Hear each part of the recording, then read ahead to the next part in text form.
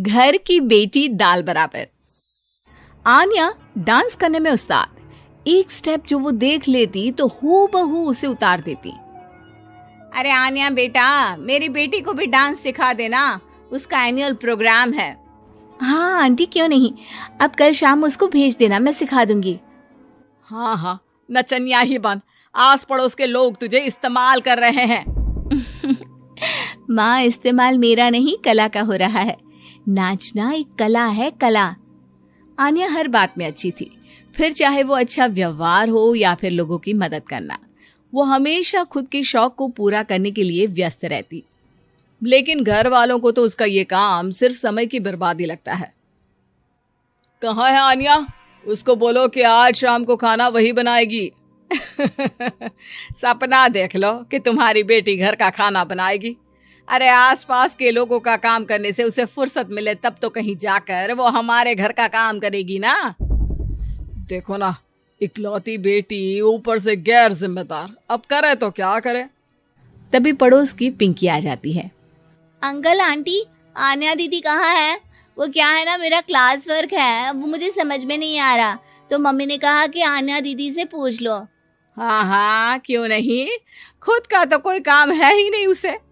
जाओ जाओ, सीढ़ी से ऊपर चली जाओ, वही कमरे में है आन्या।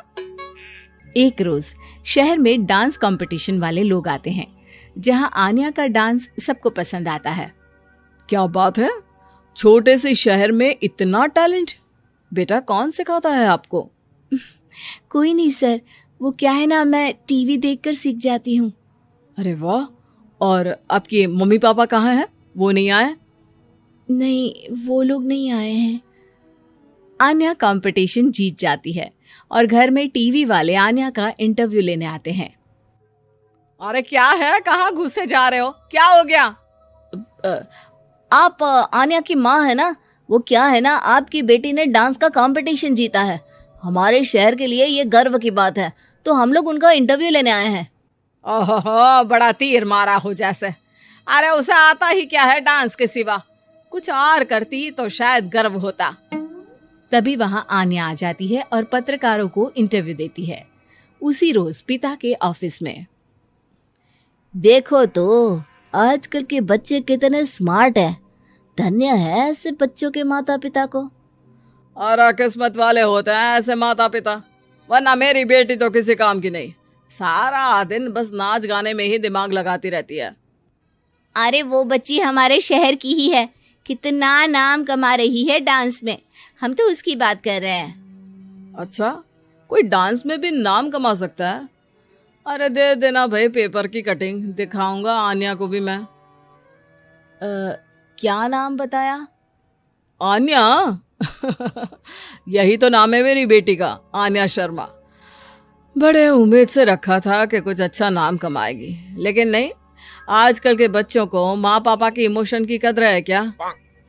अरे ये देखिए, इस बच्ची का नाम भी आन्या शर्मा ही है, जो पूरे शहर का नाम रोशन कर रही है। पिता अखबार देखते हैं तो सामने बेटी की ही फोटो रहती है, लेकिन ये क्या, जिस फोटो को देखकर हर कोई गर्व कर रहा था, पिता को उसमें कुछ भी खास दिखाई नहीं देता। हमारी ही औलाद है ये, पता नहीं कब कहाँ जाकर नाम लिखवाती है, मुझे तो पता भी नहीं है। अरे शर्मा जी, जरा मिलवा दीजिए ना अपनी बच्ची से, मैं अपनी बेटी को भी ऐसा ही बनाना चाहती हूँ, मेरी बेटी को कुछ टिप्स दे देगी करियर को लेकर। अच्छा, ये दिन आ गया आपकी बेटी के, ले आइए कभी भी, लेकिन बाद में अफसोस ना करिएगा। सभी को आन्या के पिता की बात पर हैरानी होती है कि इतनी टैलेंटेड लड़की के माता पिता आखिर उससे चाहते क्या है। पिता घर आते हैं और माँ से कहते हैं, पता है तुम्हारी लड़की क्या कर रही है, या फिर ऐसे ही व्यस्त रहोगी हमेशा?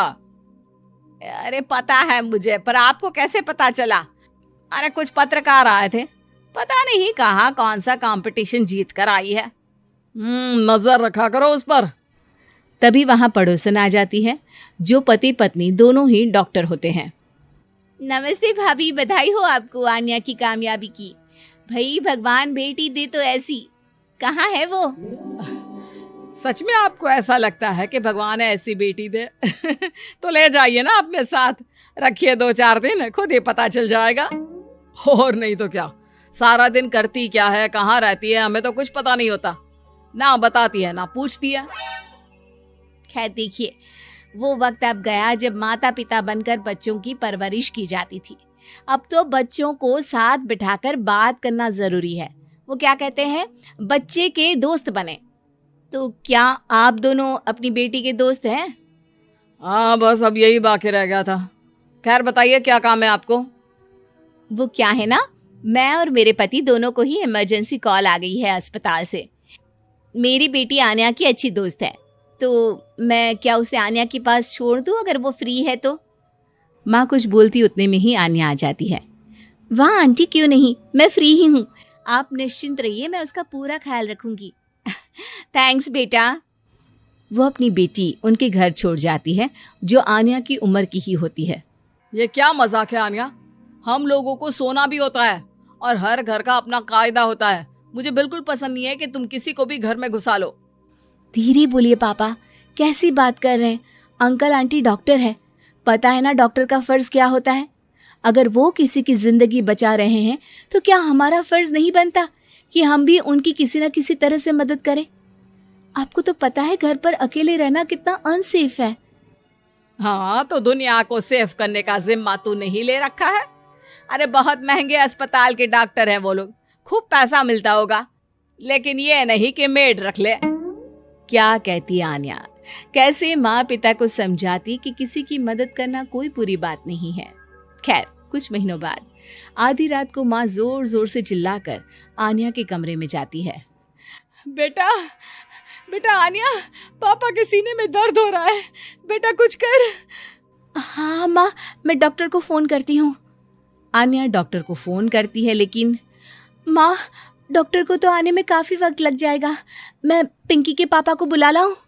अरे वो नहीं आएंगे बेटा, वो लोग बहुत बड़े डॉक्टर हैं और हम लोगों के पास इतने पैसे भी नहीं है। माँ मैंने डांस कंपटीशन में जो पैसे जीते थे वो है मेरे पास, आप चिंता ना करें, बस पापा का इलाज करवा ले। आन्या के कहने पर वो बड़े डॉक्टर ना सिर्फ आन्या के पापा का इलाज करते हैं, बल्कि उन्हें ठीक करके घर भी ले आते हैं। आज मैं सिर्फ अपनी बेटी की वजह से बच गया। भगवान सबको ऐसी बेटी दे।